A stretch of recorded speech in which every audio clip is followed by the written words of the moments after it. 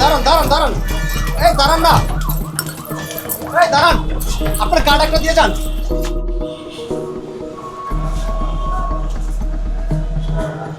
রাস্তাঘাটে এমন অনেক কার্ড দেখা যাচ্ছে পড়ে রয়েছে। আসলে আজকে জানার চেষ্টা করব এগুলো কিসের কার্ড, কি জন্য দেওয়া হচ্ছে।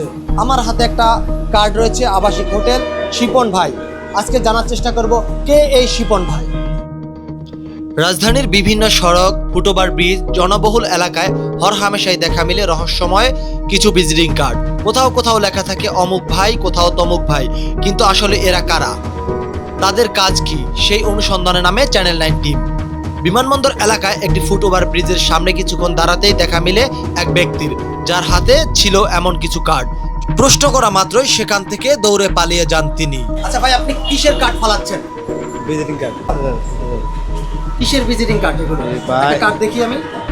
এটা দেন না ভাই। না, একটু কাইন্ডলি একটু দেখি। না ভাই, আমার কথা শুনুন মামা, আমার দেন না। আমি একটা কার্ড দেখি, আমি তো কার্ড কাটলন আপনি লয়ে দেন। না না মামা, না অনেক কার্ড আছে। না আপনি মামা, কি কার্ড ফালাচ্ছেন? আমি আপনার কার্ডটা সম্বন্ধে জানতে চাচ্ছি। আপনি যে কার্ডটা ফালাচ্ছেন সেই কার্ডটা দেখি।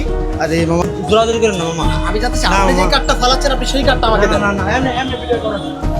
এই দাঁড়ান, এই দাঁড়ান দাঁড়ান দাঁড়ান দাঁড়ান, এই দাঁড়ান না, এই দাঁড়ান, আপনার কার্ড একটা দিয়ে যান। বিস্তারিত জানতে যোগাযোগ করা হয় আবাসিক হোটেল শিপন ভাইয়ের নাম্বারে। ফোন দিতেই অনৈতিক কার্যক্রমের প্রস্তাব দেন তিনি। বলতেন যে আসলে কিভাবে কি করে একটু। 15-16 জন কালেকশন আছে, এই আছে বাকিতে। আপনার শর্ট করলে 1500 টাকা, আর শর্ট করলে 800 টাকা, আর ঘন্টা করলে 1500 টাকা। ঘন্টা 1500 টাকা না? এই শর্ট 800। ঠিকানা উত্তর হাউসগুলি। আপনার 10 টাকা নিব, রাইডে বাসুকে দেয়। নিরাপত্তার বিষয়ে জানতে চাইলে তিনি দাবি করেন তাদের এই ব্যবসা নাকি লাইসেন্সকৃত। এখানে প্রশাসনিক কোনো ঝামেলা আছে কিনা? না না না ভাই, লাইসেন্স করা ব্যবসা। ঠিক আছে, আমরা রাতে এই অফিসে তাই, ঠিক আছে, কোনো রিস্ক নাই। আই ভাই, এখন আইলাই।